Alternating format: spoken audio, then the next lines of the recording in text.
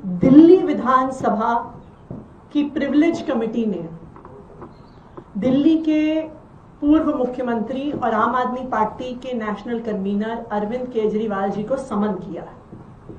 फांसी घर के मुद्दे पे समन किया है कि अरविंद केजरीवाल जी बताएं कि क्या दिल्ली विधानसभा में अंग्रेजों का फांसी घर था कि नहीं। क्या है ये फांसी घर, क्यों इस पर चर्चा हो रही है। दिल्ली विधानसभा में जब रामनिवास गोयल जी स्पीकर बने और दिल्ली विधानसभाओं के कई कमरों का रेनोवेशन हो रहा था, कई कमरे खोले जा रहे थे, तो एक बंद कमरा मिला जिसमें एक हिस्से को चिनवा के छुपा दिया गया था। उस कमरे के अंदर सुरंग से रास्ता था, पीछे का रास्ता था, वहां पे रस्सियां मिली, कांच की गोलियां मिली, कुछ जूते कपड़े मिले। और जब इसको टैली किया गया उस समय के डॉक्यूमेंट्स के साथ, तो पता चला कि उस समय जो अब की दिल्ली विधानसभा है वहां पर एक मैजिस्ट्रेट का कोर्ट होता था। उस मैजिस्ट्रेट के कोर्ट में जो फैसला होता था उसके बाद कुछ समय तक प्रिजनर्स को वहां पर रखा जाता था। और ये रस्सी और ये गोलियां देखकर ये समझ में आया कि ये बहुत सारे अन्य छुपे हुए सीक्रेट एग्जीक्यूशन साइट्स में से था, जो अंग्रेजों ने भारतीय स्वतंत्रता सेनानियों को चुपचाप फांसी देने के लिए, गोली मार के एक्स्ट्रा जुडिशियल प्रोसेसेस से खत्म करने के लिए जो बनाए गए थे। तब दिल्ली विधानसभा ने यह फैसला किया कि उस फांसी घर को पब्लिक व्यूइंग के लिए खोला जाएगा, कि देखें तो सही दिल्ली के लोग कि आखिरकार अंग्रेज क्या करते थे। जब इस फांसी घर को खोला गया पब्लिक व्यूइंग के लिए, तब के मुख्यमंत्री अरविंद केजरीवाल जी, तब के उप मुख्यमंत्री मनीष सिसोदिया जी, स्पीकर रामनिवास गोयल जी और डेप्यूटी स्पीकर राखी बिरलान जी ने उसकी पब्लिक ओपनिंग का उद्घाटन किया। आज भारतीय जनता पार्टी ये कह रही है कि वहां पे फांसी घर नहीं था। वही भारतीय जनता पार्टी जो आरएसएस से निकल कर आई है, वही भारतीय जनता पार्टी जो गोडसे का सम्मान करती है, वही भारतीय जनता पार्टी जो उस आरएसएस से निकल के आई है जिसने इतने सालों तक अपने हेडक्वार्टर पे तिरंगा झंडा तक नहीं लहराया।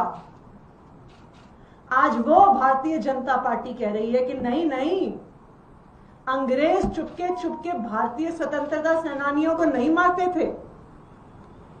वही भारतीय जनता पार्टी कह रही है कि यहां पे भारतीय स्वतंत्रता संग्राम का कोई इतिहास नहीं है। यह भारतीय जनता पार्टी कह रही है कि जो रस्सी पड़ी है, जो गोलियां पड़ी हैं, जो कुछ लोगों के पुराने कपड़े और जूते पड़े हैं, वो एक टिफिन घर था। क्या एक टिफिन घर को चिनवा के सुरंग से एंट्री की जाएगी? क्यों उसे छुपाया जाएगा? क्यों उसे दबाया जाएगा? ऐसा लगता है कि भारतीय जनता पार्टी आज भी भारतवासियों के साथ नहीं, अंग्रेजों के साथ खड़ी है। वो कहते हैं कि अंग्रेजों के रिकॉर्ड में लिखा है कि वो तो टिफिन हाउस था, टिफिन घर था। क्या लगता है भारतीय जनता पार्टी को कि अंग्रेज बड़े बड़े अक्षरों में लिख के जाएंगे क्या कि हम यहां पे छुपाकर अवैध तरीके से, एक्स्ट्रा जुडिशियल तरीके से स्वतंत्रता सेनानियों को मारते थे, उनकी हत्या करते थे? लेकिन आज जो सबसे बड़ा सवाल है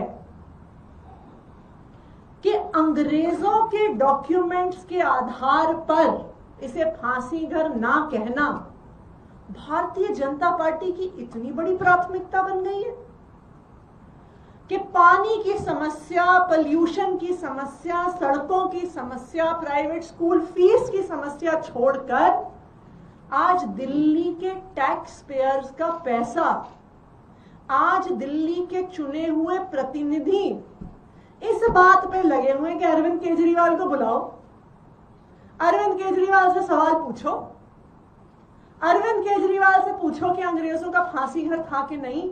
भाई अरविंद केजरीवाल तो मुख्यमंत्री थे, अरविंद केजरीवाल ने अपने मुख्यमंत्री के दौर में हजारों फीते काटे होंगे। अब क्या भारतीय जनता पार्टी ये करेगी कि 10 साल में अरविंद केजरीवाल ने जहां जहां का उद्घाटन किया वहां पे केजरीवाल जी को बुला के उनसे सवाल जवाब करेंगे? क्या इसलिए दिल्ली की जनता ने भारतीय जनता पार्टी को, बीजेपी को चुन के भेजा?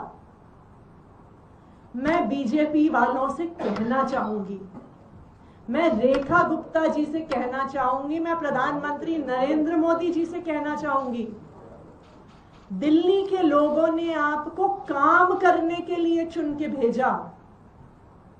आज दिल्ली में पोल्यूशन का बुरा हाल है। जितनी हैजर्डस पोल्यूशन दिल्ली में पिछले 1 साल में हुई, उससे पहले 5 साल में नहीं हुई। क्या कर रही है भारतीय जनता पार्टी उसके बारे में? उसके लिए तो दिल्ली विधानसभा किसी को नहीं बुला रही। आज दिल्ली में घर घर में गंदा पानी आ रहा है। बस इंतजार हो रहा है कि जिस तरह का हादसा इंदौर में हुआ वो किस दिन दिल्ली में हो जाएगा। लेकिन भारतीय जनता पार्टी उस पर तो किसी को सवाल जवाब के लिए नहीं बुला रही। आज दिल्ली में सारी सड़कें टूटी हुई हैं, लेकिन बीजेपी सड़कों के मामले में तो किसी भी इंजीनियर को समन नहीं कर रही कि कैसी सड़कें बना रहे हो कि जुलाई में बनाई और सितंबर में टूट गई। जाए देखें चिराग दिल्ली का फ्लाईओवर, जुलाई में प्रवेश वर्मा जी ने खड़े होकर कहा था कि मैं बनवा रहा हूं, वहां पे गड्ढे थे, और जुलाई में बनी हुई वो सड़क सितंबर में पूरी तरह से टूट गई।